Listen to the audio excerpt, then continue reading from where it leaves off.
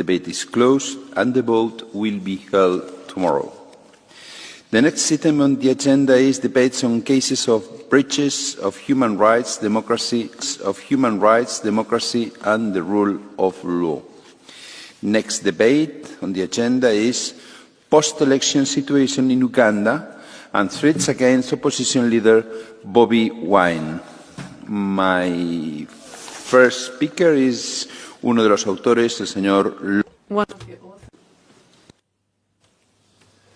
Muchas gracias, President. Thank you very much, President. In Uganda, the full subversion of democratic standards, abuse, severe restrictions on civic space, widespread intimidation of opposition figures, fraud, violence, and a nationwide internet blackout. How is it possible that the main opposition candidate, Mr. Bobi Wine, could have been sieged by the military in his house and his family and his wife assaulted by government forces? All of this to guarantee a seventh term in office of Yoweri Museveni. It is just unacceptable, and Europe cannot accept this. I must thank all the political groups that we have convened and made a consensus about this. This is, of course, not just about Uganda. It's about supporting the hundreds of millions of Africans who seek freedom, who seek the right for their voices to be heard, who seek their fight for progress and dignity, but are not allowed to do so through violence and oppression. For decades, this European Union has been engaging with our African partners to try to support free and fair elections. I have myself participated in electoral observations on the continent, and I'm very much aware of the challenges. But we need to do more. We have the means to do more, because today it is Bobi Wine in Uganda. Last year it was Tundu Lissu in Tanzania. And next year it might be Alberto Costa Jr. in Angola. Opposition leaders are being persecuted, elections are being stolen, and we cannot allow, as Europeans, continually to close our eyes, and especially our governments who are making economical dealings with the government of Uganda. Madam Commissioner, the Council has to hear high voice and the opinion of this Parliament about these very tragic circumstances that are happening in Uganda. Thank you very much. Señor López Istúriz, my second speaker is another author, Mr. Hayde. Thank you, Chair. Dear Commissioner, ahead of the elections, Bobi Wine was cheered by tens of thousands of Ugandan voters wherever he appeared in the country. Now, after the elections, he is under siege, and tens of thousands of citizens took the streets, this time in protest. The post-election situation in Uganda shows a systematic assault on fundamental rights. President Museveni's seventh term followed elections that failed to meet democratic standards, preceded and followed by mass arrests, violence, attacks on journalists, the shutdown of civil society, an internet blackout and killings of unarmed civilians. The harassment of Bobi Wine, his family and members of the National Unity Platform is unacceptable. The European Union must act consistently to end immediately all violence, threats and the arbitrary detention of opposition politicians and their supporters. We must review our cooperation with Uganda and firmly support civil society, journalists, human rights and LGBTIQ+ defenders, as well as the democratic opposition. Mr. Hayde. Mr. Otgen is as well an author. Thank you, President, Commissioner, colleagues. What happened on January 15th in Uganda, the so-called elections, were not an election. They were a military operation, and the facts confirm it. Soldiers, acting on direct government orders, raided the home of opposition leader Bobi Wine, assaulted his family and forced the family into exile. Opposition supporters were arrested, disappeared or were killed, including Mesa Kokelo, who was fatally shot while attending a peaceful rally. We are deeply alarmed by reports that the regime has publicly threatened to kill opposition leader Bobi Wine. All these are not isolated incidents. They are acts of terror which are meant to silence an entire opposition. We call for the immediate and unconditional release of all political prisoners and end to military trial of civilians, full accountability for the crimes committed and a real electoral reform. Today, we as European Parliament say clearly, we stand with Bobi Wine, Uganda's opposition and civil society, and all those who risk everything to demand freedom. Thank you. Thank you very much, dear colleague. Mr. Froelich is an author as well. Herr Präsident. Thank you, President. Idi Amin, former dictator of Uganda, said that he can't guarantee free speech. Critics of the of what's been happening in Uganda really can show that Uganda is an example of a post-colonial area. The opposition is suppressed, and between 2020 and 2024, millions of euros were spent to ensure governance in Uganda. This has led to reactions, and in the end, this is just wasted money. We should focus development policy on economic growth and infrastructure, not just on exports. That will give us access to resources. It's a win-win situation. That's the best way of dealing with it. Thank you. We jump into the second part on behalf of the EPP group, Mr. Schenk. Herr Präsident, liebe President, colleagues. Well, to talk about Uganda is uncomfortable, but to turn a blind eye is irresponsible. What we say, or what we don't say, is important.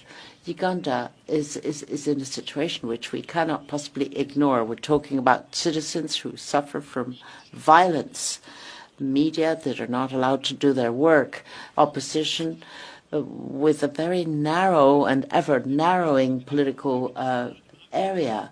So the elections have been characterized by imprisonment and also the removal of the internet, and Bobi Wine, who's had to go into hiding. This is a violation of basic principles. We in the Union want to have partnerships based on human dignity, on freedom, and on the rule of law. Our message, therefore, is absolutely indispensable. We stand on the side of the people of Uganda, not on the side of political repression. Power without legitimacy is fragile. Stability with no freedom is fragile too. So we need to make sure that we protect human rights. Thank you. Mr. Bullman, you have the floor on behalf of the Socialists and Democrats group. Herr Präsident, Frau President, Commissioner, please allow me to read a social media post, to quote it. 22 NUP terrorists since last week. NUP steht für National Unity. NUP is the National Unity Platform. That's the opposition party. I continue to quote. The 23rd is Kabobi. Kabobi steht für Bobi Wine. Kabobi is Bobi Wine, the leader of the opposition and the candidate for the presidency. That quote is from the son of the president. He's also head of the Ugandan army. The post has now been removed, apparently because they fear an international reaction. I'm in favour of offering money to strengthen democracy. I'm in favour of protecting human rights through our cooperation. But this is completely unfair, what is happening, and I'm waiting for action from the Commission and the Council. The European Parliament is not going to let this go. My next speaker on behalf of the ESN group is Mr. Siskowski. Dziękuję bardzo, panie. Thank you, Chair, ladies and gentlemen. 40 years is a long time, and 40 years ago the world was completely different. Diego Maradona was the best football player. Margaret Thatcher was the ruling person in the UK. Uganda has had the same president all the time, so no surprise people want changes. But for the 40 years, the president of Uganda did not change either. He rules with the same methods all the time. And this shows the divergence between what we're talking here, where we condemn the behavior of authorities, and that we make business with Uganda. So here there is this discrepancy, because on the one hand we talk about it and indeed we invest there, and we have a policy which should be realpolitik, that is, we focused on business and raw materials. The violence obviously has a very dark side to it, and we should condemn what's happening there. On the other hand, foreign policy should be about caring about our own interest. Thank you. Much, dear colleague. I have 3 requests for the catch the eye. First one is Mr. Stier.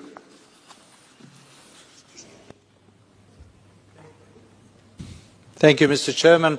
Well, the situation in Uganda is not only a problem for Bobi Wine. Of course, it is for him and his family. It's not only a problem for Uganda, for the country.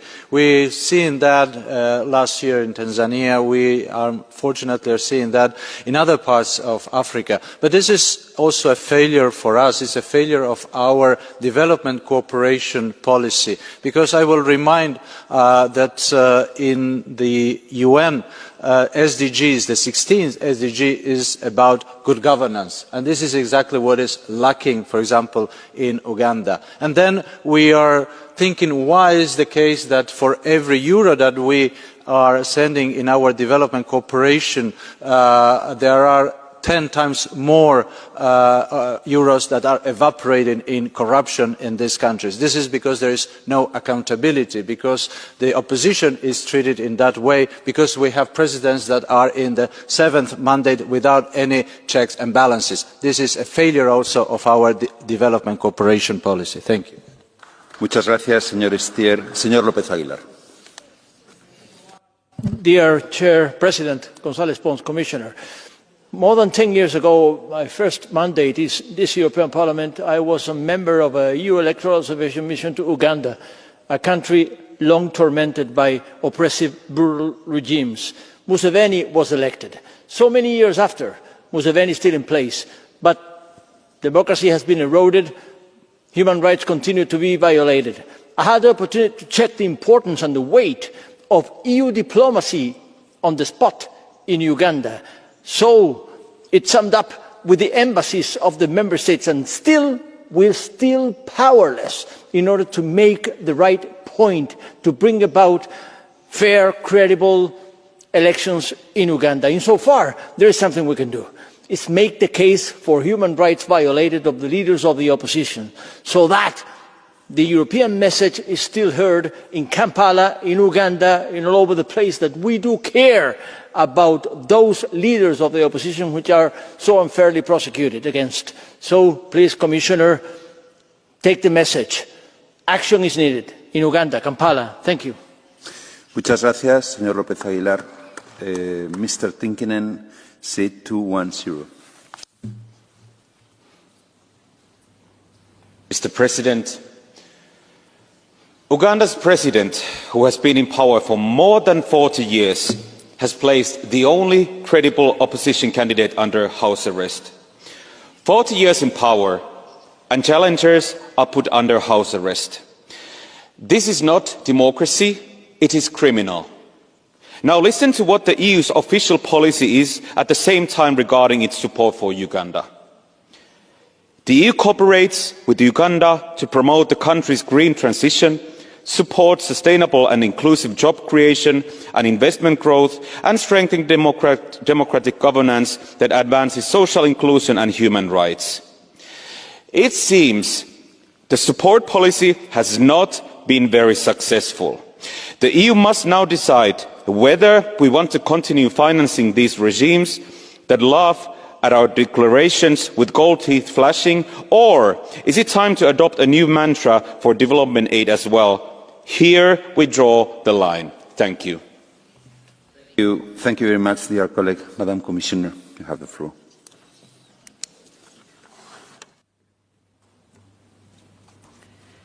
Honourable members, the European Union, through its delegation in Kampala and locally represented European Union member states, have been following closely the run-up to and the elections on January 15, 2026. These engagements included meetings with all political parties, including with the National Unity Platform, as well as with electoral bodies and with government and the leadership of the Ugandan People's Defence Forces. An EU-funded project focused on electoral violence prevention called Let's Talk Peace was launched ahead of the campaign, which was welcomed by stakeholders across political lines. A diplomatic watch by the EU delegation was carried out on election day, and the spokesperson of the European External Action Service issued a statement after the announcement of the results.